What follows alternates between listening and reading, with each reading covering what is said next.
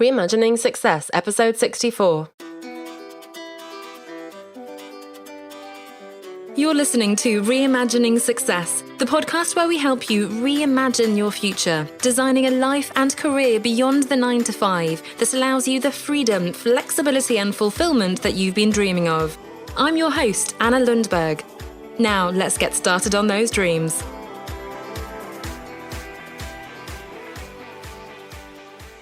Hello there, and welcome back as we look at intuition, trusting your intuition this week. Now, this may seem like a bit of a strange topic when we're talking such serious and tangible questions like career decisions and business strategies and so on, but hear me out, bear with me, because this is a critical one. Just like last week, I hope you caught last week's episode where we were looking at this very powerful insight that there is no right answer.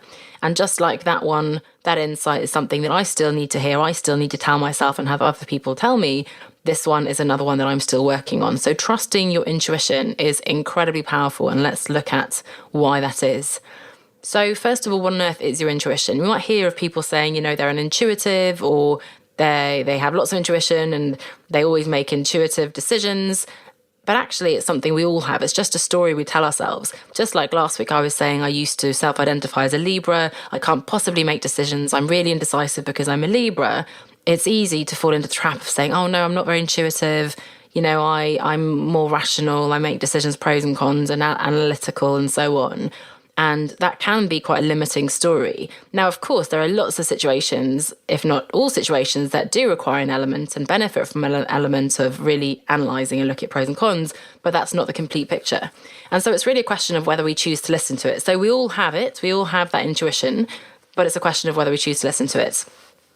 It's actually a very real psychological process. So the brain is using past experiences, so things that you have experienced before, perhaps forgotten, but you've internalized them into your psyche, and also cues from your environment that you might not be picking up consciously. So that could be your own physical reaction to something. Maybe your intuition is telling you, oh my goodness, I'm getting that tight feeling in my stomach, or your shoulders are tensing up, you're getting sweaty palms, or conversely, you're feeling really relieved, calm, collected, and aligned with a particular decision. And that's coming from, again, those past experiences that you've had that you may not remember, as well as those subtle cues of your own physical response, as well as other things in your environment, in the decision, in the other person, in the situation. And so it's a very real psychological process. It's not some woo-woo magical envisioning thing or whatever. It's really something that we all have. It's a scientific process.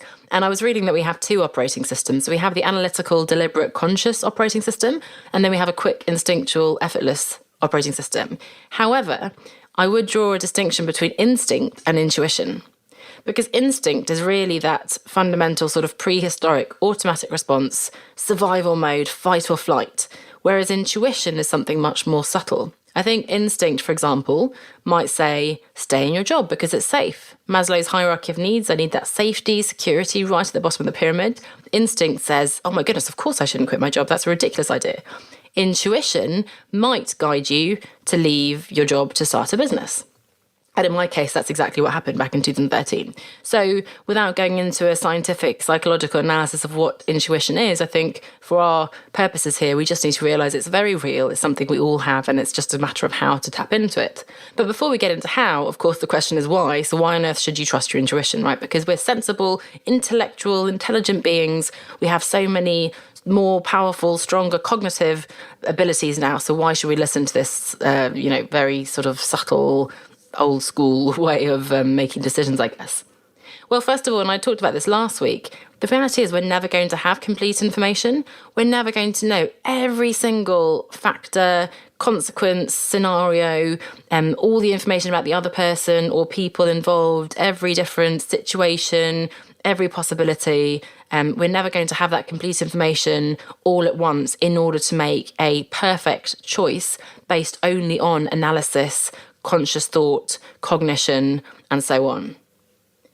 So first of all, it's not possible to make a decision actually just with the analysis. And probably when we think we're making a decision just based on analysis, we are actually drawing some intuitive conclusions and making a more intuitive decision than we realize, even though we're post-rationalizing it as well.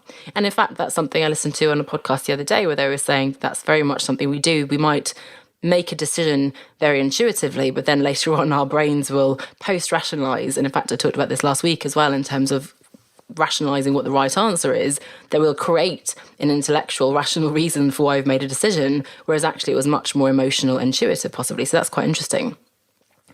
Let's look at the alternative. What if you don't trust your intuition? Well, the danger is you'll get into overthinking, analysis paralysis, and I'm sure you've all been there. Just spending so much time researching and trying to get that complete information, which of course is a losing battle, trying to talk to every single person you know, get sort of almost their permission, their go ahead that yes, you should do this because, and let's face it, probably they won't tell you, yes, you should quit your job, depending on who you speak to, for example, or they won't be able to tell you exactly what to do with your business. So we might get into that analysis paralysis, never take any action because we can't work out what that right answer is. And remember from last week, there is no right answer, but getting stuck in that overthinking, overly relying on just that analytical, deliberate, conscious operating system. Another issue is that we also have a lot of prejudices and unconscious biases, I think, that come through when we're looking at the information. And we don't realize that. And a powerful exercise, of course, that I often recommend is to look through our beliefs. And it takes some time to uncover what those underlying beliefs are. But it's very possible that we're making decisions. And in fact, I see this all the time with clients based on what we think is factual information. But again, they are beliefs. So I talk about these often, but it might be beliefs around, I need a secure, stable job in order to have the salary, in order to be able to afford my lifestyle. I need money, let's say a certain amount of money. It's much riskier to work for yourself than it is to have a stable job. You can never earn money doing something you love. I'm not entrepreneurial and so on. So in making what you think is a very rational, objective decision, you're actually building in a lot of assumptions, beliefs, prejudices. So that should make you a little bit wary of when you're trying to make those decisions and you think you're being completely objective, but in fact, you're not. And then also, importantly, in this context, you're relying on a lot of shoulds, I think. So you're projecting what you think other people think you should do, what society, what your peers, what your parents, what your teachers, boss, and so on believe you should do. And you're trusting other people almost, or what you think other people think, which is even further removed from what you want. And you're just relying on those shoulds of what you should be doing. Because trusting your intuition ultimately means trusting yourself. So it's intrinsically linked to stripping away all those shoulds. Stripping away, forgetting about other people's expectations, redefining what success means to you. So, for example, I can give you all sorts of exercises to work out what your skills and strengths are, what your passions are, how to develop a business idea, how to build your brand, etc., etc. But ultimately, you need to make a really intuitive decision, I should say, on what to try next, to follow your curiosity, follow the clue. So in my group coaching program the other day, we had someone who raised a very valid question. Okay, I've mapped out all my skills and passions and so on. I've got all these ideas, but now what? And the tricky thing is there is no magic formula. We can't now go, well, in fact, another client has done that, has done a fantastic numerical analysis, which is both objective and subjective in terms of these are my criteria and these are, the scores and I'm allocating to each option. And that's fantastic. And it helps us. It really helps the analytical, deliberate side of the brain. And I've certainly done that in the past as well. However, again, we can never have that complete information.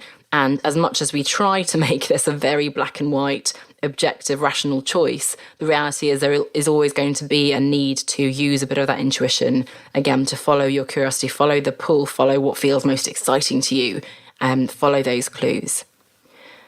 Okay, so what happens if you don't trust your intuition? Well, first of all, if you instead listen to other people, and believe me, I've done this many a time, you end up blaming them and resenting them.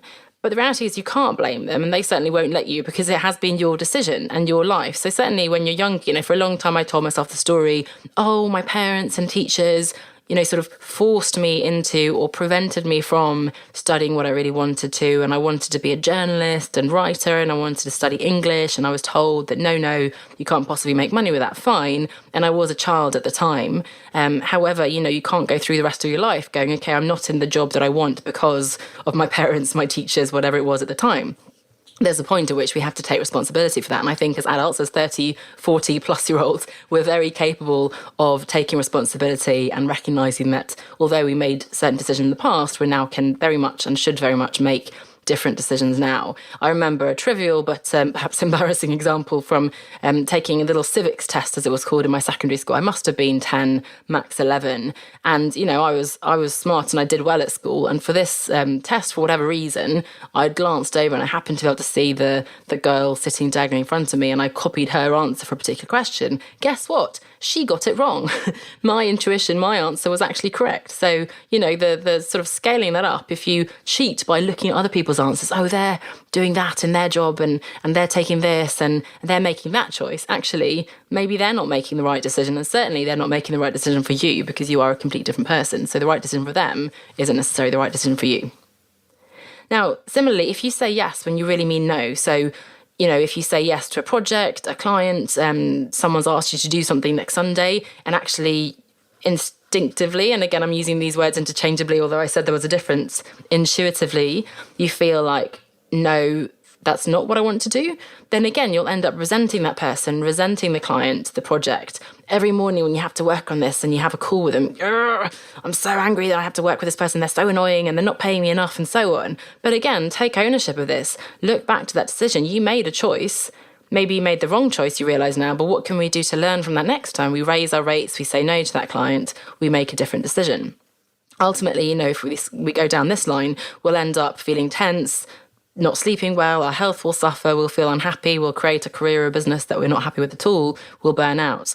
And really, if we do it again and again, that's where it goes wrong. It's all very well to make one little so-called mistake, one wrong decision, not trust our intuition in this particular instance. But if we do that again and again, if we're always making the decisions based on shoulds, based on other people's expectations, based on that so-called analytical, deliberate process that, again, can't possibly capture every possibility and so on, then we will end up with a life, a career, a social circle, to be honest, that's misaligned with who you are and what you need and want, because we'll end up surrounding ourselves with people who are living this kind of life that we've created for ourselves that isn't what we want to live, if that makes sense. So perhaps we're surrounding ourselves with achiever people who are in corporate jobs and are really ambitious and want to make lots of money and buying nice cars and, oversimplifying, but maybe that's who we surround ourselves with. And in fact, that's not what we want to, that's not aligned with who we are. Likewise, we might end up in a career, in a business and so on that's not aligned with our values and who we really are, because we're not listening to who we are. We don't know who we are. Okay, and finally then, how on earth do we start listening to your intuition? This is something that, I'm experimenting with and learning. But the first thing, of course, is to listen. And in order to be able to listen, we need to shut out the noise. So remove yourself from the situation or decision. Go away for the weekend, take a bath, go for a run, have a sleep. You never know what insights will come to you, through the night. You'll have a dream, you'll wake up the next morning, you'll know. So listen, but listen to the things you can't see and hear so obviously. So how are you feeling? What are your physical symptoms? Do you have sweaty palms, tense shoulders? Are you feeling sick to the stomach on a particular decision or particular project or thinking, oh my gosh, if I say yes to this? Or conversely, does one decision make you feel really peaceful and easy and effortless? Now, the latter is really tricky. It's very unfamiliar for most of us because we're used to being so busy, and that busyness sort of prevents us from tapping into our intuition. It feels safe because we're constantly doing something and so on, and it's quite scary to take a breath, take a step back, allow that space, and then suddenly it's emptiness.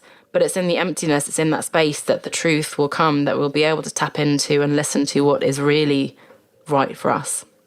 Something else you can do is visualize. So imagine, let's say, the decision has been made and you've gone for A, option A. How do you feel in option A?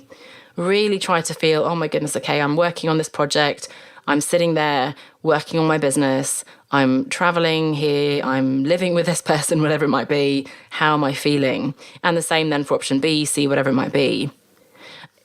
It's a bit like tossing a coin, and only when the coin is up in the air, or even better, or even worse, more extreme, when it lands on, let's say, heads, do you suddenly realise you wanted tails, right? So it's only when you're sort of confronted, someone makes a decision for you, and then suddenly you go, oh, hang on, no, that's not what I wanted at all. It could be just a relief that the decision has been made, but often that's in that moment. And certainly this was me in the past. You realise, hang on, no, that's not what I wanted. So intuitively, if we'd listened to that, we would have known.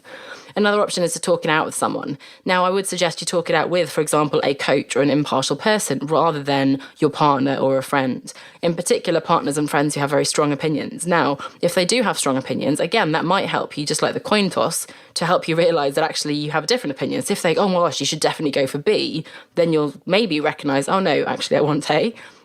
So that could be powerful. But otherwise, just talking it out with someone who can ask you questions, who can pull out from you the truth. How do you feel about this? Okay, is that something you've experienced before? What are you thinking? And so on. Having said all this, it's not about following your intuition blindly either. So, we're not talking about throwing caution to the wind, not doing the maths of, expenses and how much savings buffer do we need, and whatever other aspects might be, let's say in connection with quitting our job and starting a business and, coming back to the example of working with a coach, for example, you don't want to blindly invest in someone and just see a Facebook ad and go, oh my gosh, yes, boom, I'm going to pay £10,000 to work with this person. And then suddenly, you've gone a bit too instinctive maybe there, or, just jumped on that. So if you tend to be more impulsive, I guess is the right word there, maybe for you, it is a question of pulling back more, listening and shutting out the noise in that sense. However, I think most of you in my audience are more on the analytical side. I think you're more likely to be overanalyzing, getting stuck in that analysis paralysis, overthinking. And so in that case, if you're like me, we can all afford to lean into our intuition, to listen more to that harder to explain, subtle, subjective, subconscious aspect of decision making. So I hope this gave you a bit of a different perspective, perhaps again following on from last week as we looked at there is no right answer, but allowing yourself to listen, to tap into this intuition that we all have, and to allow that intuition to fill in the gaps between the incomplete information. So yes, we can analyse and we can draw up pros and cons and lists and scoring systems and so on, but there will always be a gap there, and there's a possibility and a need to trust our intuition, to let the intuition, to trust ourselves fill in those gaps. Thanks so much, and I'll see you next week. Bye for now.